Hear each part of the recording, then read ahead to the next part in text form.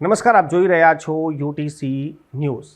રાજ્યમાં રહેતા કોઈ પણ નાગરિક જે શરાબનું સેવન કરતો હોય કે પછી જેને શરાબ પીવી હોય તે સૌ કોઈ જાણે છે કે જો તે પકડાઈ જશે તો પોલીસ તેની સાથે શું કરશે।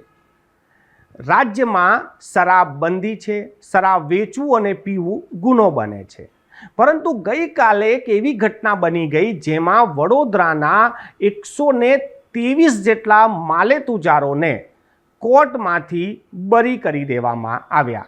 કારણ પોલીસ એવા પુરાવા જ રજૂ ના કરી શકી કે તેમનો ગુનો સાબિત થઈ જાય, એટલે કોર્ટે પુરાવાના અભાવે આ લોકોને છોડી મૂક્યા છે।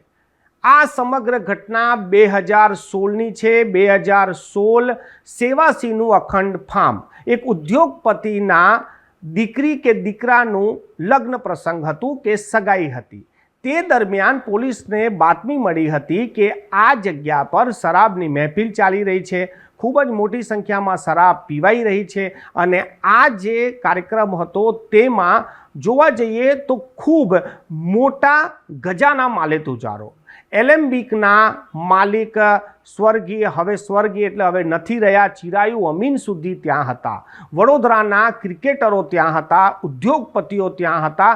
એટલે જોવા જઈએ તો વડોદરાના સૌથી નામચીન લોકો આ પાર્ટીમાં હતા। પોલીસે આ તમામ લોકોને ઝડપી પાડ્યા હતા। રાતથી લઈને સવારે 8 વાગ્યા સુધી આ લોકોના મેડિકલ થયા હતા, બ્લડ સેમ્પલ લેવાયા હતા અને ત્યારબાદ ત્યાં શરાબની બોટલો પણ જપ્ત કરવામાં આવી હતી। 80 કરોડ રૂપિયાની તો માત્ર ગાડીઓ જપ્ત કરવામાં આવી હતી। કહેવાતું હતું કે પોલીસે ખૂબ મોટું પગલું ભર્યું છે, એને નાના મોટાનો ભેદ ભૂલીને માલેતુજારોને પણ પકડ્યા છે। એટલે એક દાખલો બેસાડ્યો હતો પોલીસે કે જો કાયદાનું ઉલ્લંઘન જે પણ કરશે તેની પર કાર્યવાહી કરવામાં આવશે।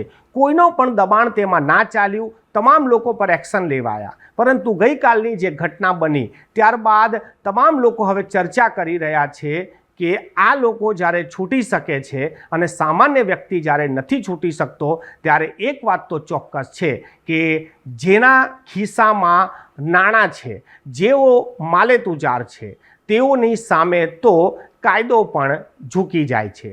આટલા બધા લોકો જ્યારે શરાબ પીધેલી હાલતમાં પકડાયા હોય અને કોર્ટમાં આ મામલો ચાલ્યો હોય, કેસ ચાલ્યો હોય અને કોર્ટમાં પોલીસ કોઈ પુરાવા જ રજૂ ના કરી શકે જે સાબિત કરી શકે કે આટલા લોકોએ એ જગ્યા પર શરાબ પીધી હતી, આ કેટલી હાસ્યાસ્પદ વાત લાગે છે।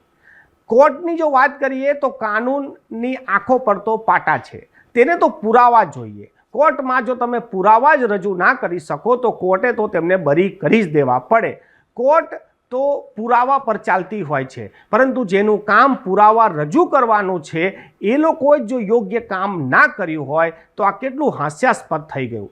એક સમય તો પોલીસની ખૂબ જ વાહવાહી થઈ હતી કે આટલા માલેતુજારોને ઝડપી પાડ્યા છે, કરોડો રૂપિયાની ગાડીઓ જપ્ત કરી છે, રાતથી લઈને સવાર સુધી તો મેડિકલ ચાલ્યું હતું અને આજે જ્યારે આ તમામ લોકોને બરી કરી દેવામાં આવ્યા, છોડી મૂકવામાં આવ્યા, ત્યારે પણ લોકો ખૂબ ચર્ચા કરી રહ્યા છે કે શરાબ તે દિવસે આ માલેતુજારોએ પીધેલી હતી કે પછી પોલીસ અને એસએસજીના ડૉક્ટરે કોઈ નશો કરી હાલતમાં હતા, કેમ કે પુરાવા એમને એકત્રિત જ ના કરી શક્યા। એવા પુરાવા તેઓ પ્રસ્તુત કેમ ના કરી શક્યા કે આ આરોપી છે, અને જો તેઓ આરોપી નહોતા તો પછી આખી રાત આવો તમાશો કરવાની શું જરૂરત હતી। હવે તમારે વિચારવાનું છે કે આવી ઘટનામાં પોલીસ કસૂરવાર છે, આ માલેતુજારો કસૂરવાર છે કે પછી આપણી સિસ્ટમ લાચાર છે।